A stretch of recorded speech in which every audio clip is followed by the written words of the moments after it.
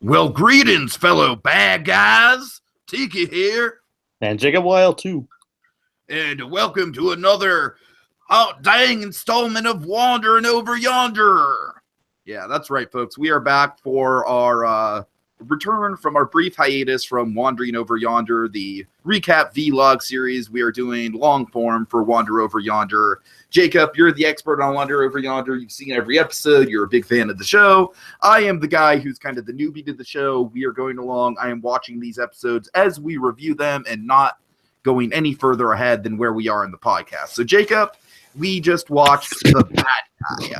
This is honestly definitely probably... I'd have to say this might be my second favorite episode after The Good Deed. I really enjoyed this one. This one got to really showcase a fun side of Wander's personality, a surprisingly dark and twisted side to Wander's personality that we'll kind of dive into. What do you think of this episode? I really did like this episode. I mean, it definitely shows how Wander can carry things a bit too far, even like pretty much unaware of doing pretty much. Yeah, I thought this episode was a really nice change of pace for the Wander character, because up until this point of the series, we've always seen him just kind of be the naive good guy, you know, where he sees faith and, you know, where he trusts everyone. And here it's definitely like if he's commanded to slip into an evil position, he doesn't have a problem doing it, and he does it rather well. So, okay, so just... It is quite interesting considering later on he, like, pretty much openly, like... goes against violence, any kinds of violence. Sure.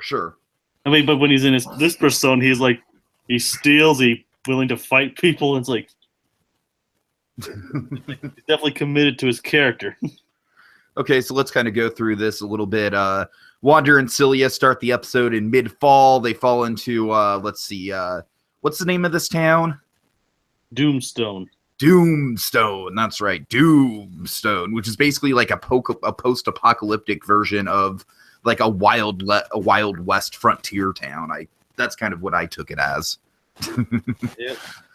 Sylvia's just telling Wander that if they want to fit in, he has to act like the bad guy, and then that cues the title card that you see here, which is probably my favorite title card so far that we've had. Yep. Jacob, what do you think? Snidely Whiplash nod? Most likely. Yeah. Which is great. Basically, Wander the whole episode is doing a Snidely Whiplash impression to a certain extent. Okay, anyways. So, Jacob, you want to take us through the saloon bit?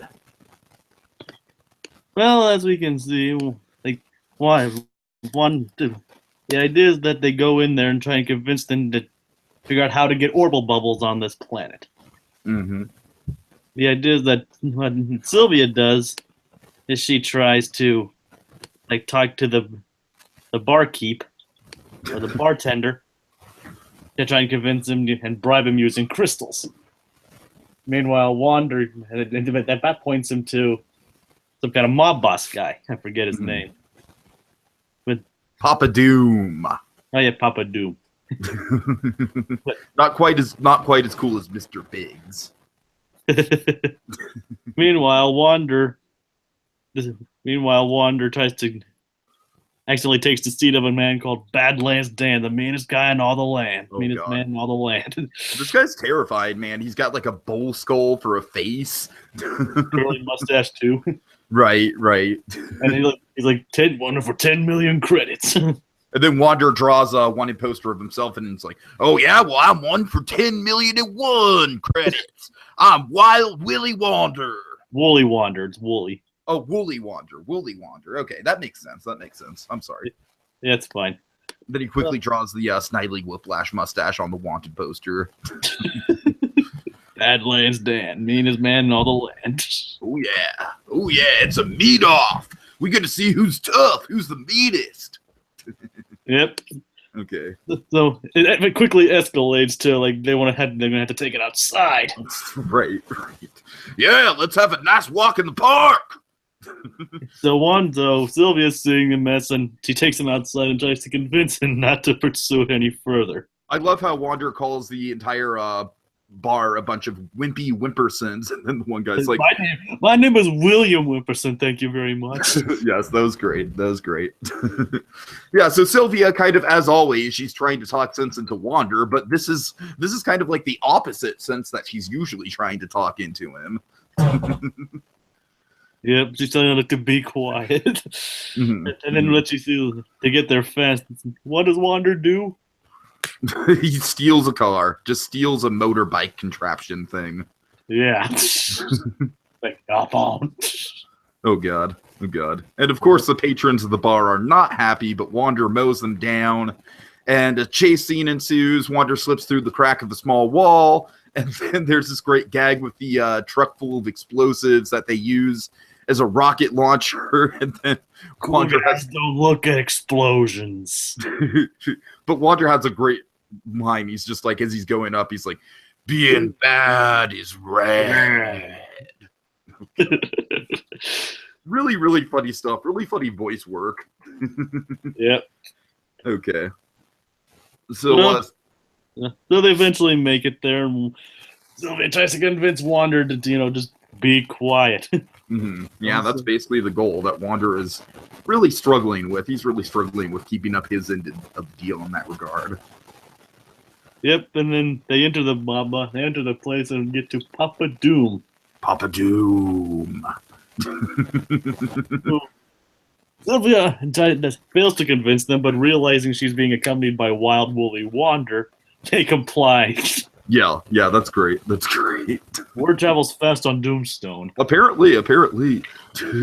This is the guy that took down Badlands Dan. Oh, God. So Wander gives them the payment, which turns out and they think they're all good until it turns out he gave them rocks. And then this is a great voice delivery on Jack McGruber's part. He's just like, now we have the crystals and the juice. And then I love how he's like, pretty bad. Oh. Wait, what did you say, Jack McGruber? I'm sorry. How do you pronounce his name? McBrayer. McGrayer. I'm sorry. You called him McGruber. McGruber. Wow. Yeah. I apologize. It's fine. Okay, yeah. But seriously, great voice work. I love how he gets all deep and gravelly, like, pretty bad. Oh, really funny stuff. So now the whole gist of the episode is that Wander, he's almost too good at being a bad guy, which I wonder how that's going to play into his character development going forward. Honestly, it doesn't really have much effect. Meh. Okay, fair enough. To be honest, it doesn't have that much effect on future episodes. I mean, it's not really something that's brought up again, I don't think. It was fun to see this side of his personality regardless. Yep. But him carrying things too far and going crazy, that does carry over. Okay, well, fair enough.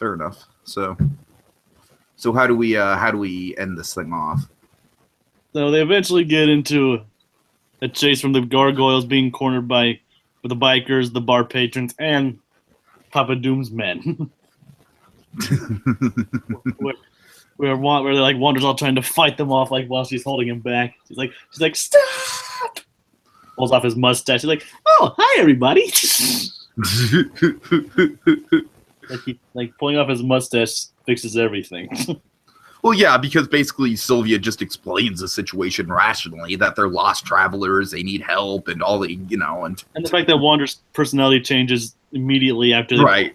It's like, hi. Right. Very funny. And then they don't agree, and then they discover that they're all softies. Oh God, especially Badlands Dan. Badlands Dan wouldn't hurt anyone. They realize that they're all doing the same thing Wander was doing, acting. But we have that bizarre, like, gargoyle bodyguard creature crying like a baby with literal baby cries. Yep. And we discover this isn't even a real tattoo. And they just had to ask nicely. Mm-hmm. Very sweet. Doomstone becomes congenial rock. Oh yeah. They receive a huge bottle of herbal juice from Papa Doom. And Oink gives them a pie. Yep.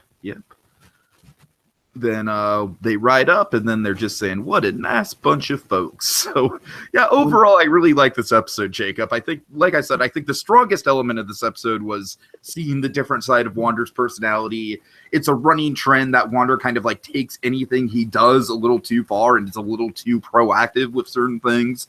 And this was a fun way to explore it in kind of a darkly comedic context.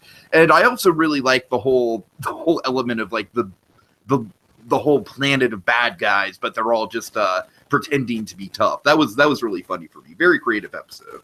Any final thoughts? I really can't really tell what you're saying. I do think it's a strong episode. Wander carrying things too far does become a recurring trend, but it was interesting to see how it turned him into turned to a bad guy, almost to the point of his own self-destruction. Yeah, really fun stuff. Even though at the end of the episode revealed, it wouldn't have resulted in anything. All right, so thanks for joining us, folks. Next episode we're going to be talking about is The Troll, which Jacob's already told me might be his least favorite Season 1 episode. I honestly like it a little bit better than he does. I definitely think it has its weaknesses. Well, I don't hate the episode. It's just I'm not saying you hate it. I'm just saying, like, out of all the Season 1 episodes, it's probably your least favorite. I just have to watch it again for... Fair enough. Okay, well, I just watched it. I thought it was pretty clever. It's a nice kind of commentary on internet trolls and stuff like that. So we'll see. We'll see how we feel about it. Anyways, folks, thanks for watching. And later, haters. Later, haters. Being red is bad.